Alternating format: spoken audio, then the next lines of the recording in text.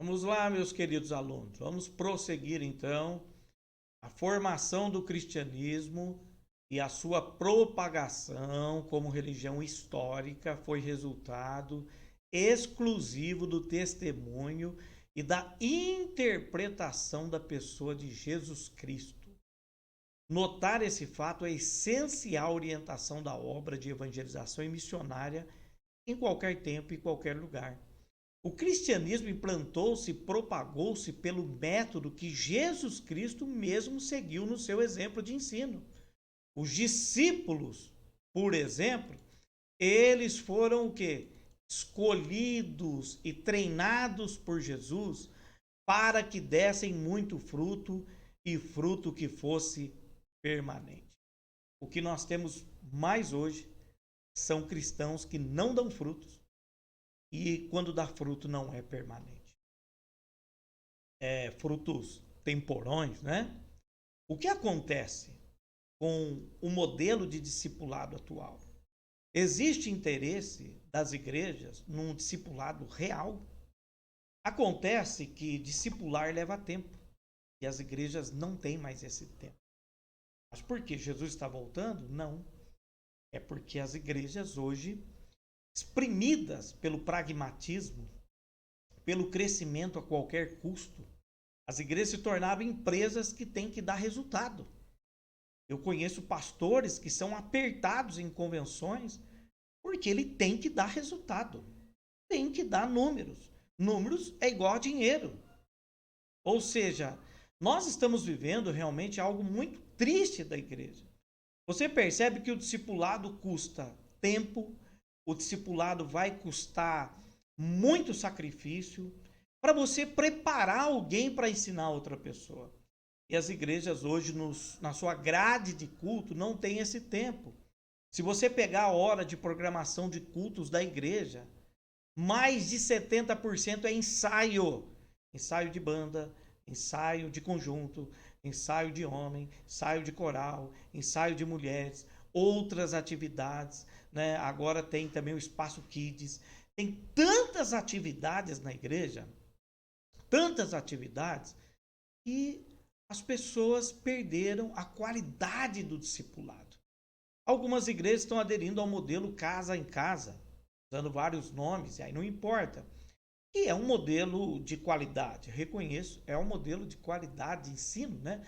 Na verdade, esse modelo que estão chamando de invenção da roda sempre existiu, né? A própria Assembleia de Deus trabalhou nesse modelo nos cultos nos lares, né? De uma certa forma era o ensino, né?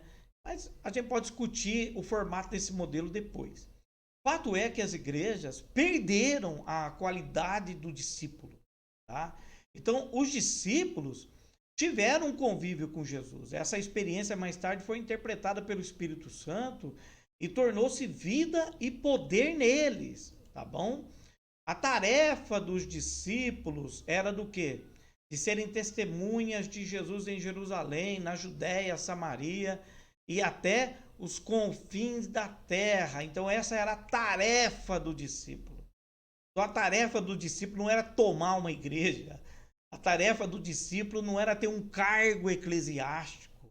A tarefa do discípulo era ser uma testemunha de Jesus Cristo. E mais da metade dos cristãos não fazem isso, lamentavelmente. Os cristãos estão morrendo dentro de um sistema eclesiástico doente, aonde eles se sentem parte importante desse sistema quando eles estão executando exatamente o que o sistema quer deles. Mas aí eu pergunto para vocês: nós estamos gerando discípulos na vontade de Jesus, como ele queria, da propagação do evangelho? Os nossos crentes não pregam. Os nossos crentes só se reúnem de domingo. Agora até meio de semana tá difícil, né? Tá difícil para todo mundo, em todo lugar, né? Mas nós não temos crentes pregadores que anunciam o evangelho. Ou seja, missionários, discípulos, todos são missionários. Então nós temos pessoas, infelizmente, doentes nas igrejas, porque não estão fazendo o que Jesus mandou. Então, este era também um método, aí na ideia, e o programa geográfico para a sua obra. É mediante o que?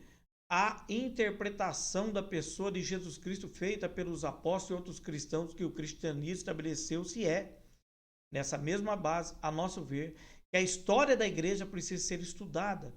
Destacamos sempre que a palavra ensino como método eficaz para o estabelecimento da igreja. Então, olha aqui, na Europa já tem igreja que virou cabaré. Eu estive no Egito e eu vi a igreja copta, cristã, os coptas, e lá onde Marcos, inclusive, quando esteve lá ensinando, o número de cristãos era altíssimo. Hoje não tem 1% lá. Na Europa, muita igreja virando cabaré.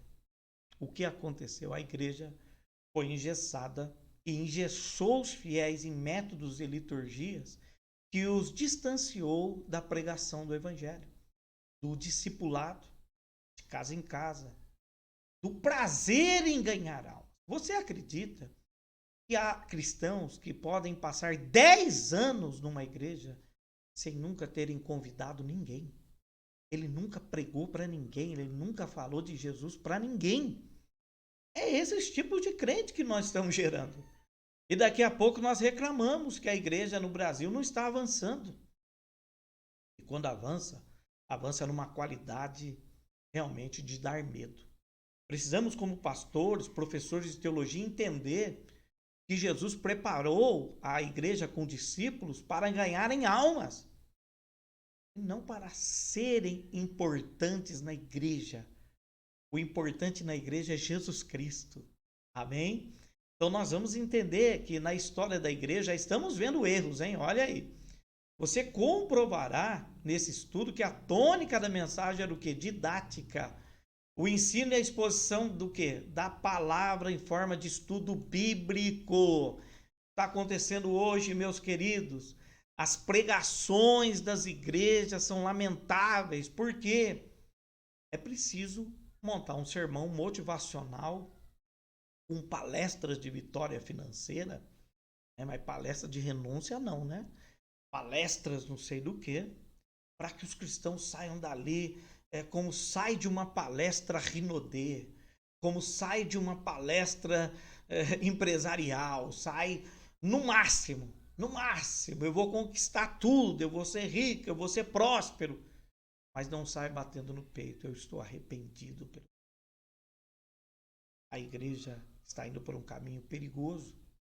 Então, o método tem que ser o ensino bíblico, como a palavra de Deus deve ser ensinada. E aí, os testemunhos de Jeová estão fazendo isso.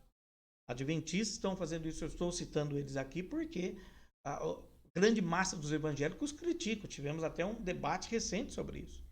Então, quando a igreja, a partir do 2º século em diante, perdeu a metodologia por Jesus para seu crescimento, então se enveredou pelo caminho da apostasia. Quando a igreja começou a usar outros métodos e deixou a palavra como prioridade, se perdeu no método especulativo. Então, o que eu vou dizer aqui vai ser duro, você pode discordar de mim, mas um ambiente agradável, um bom show, um bom jogo de luzes, atrai multidão, mas não atrai renúncia e o verdadeiro perdão.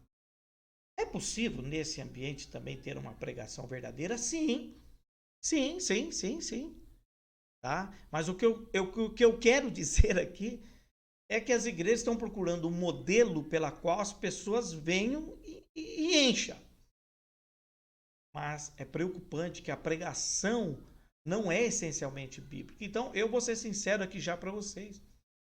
Pode ser parede preta, se vai acender luz, se não vai acender, não importa. A pregação é bíblica.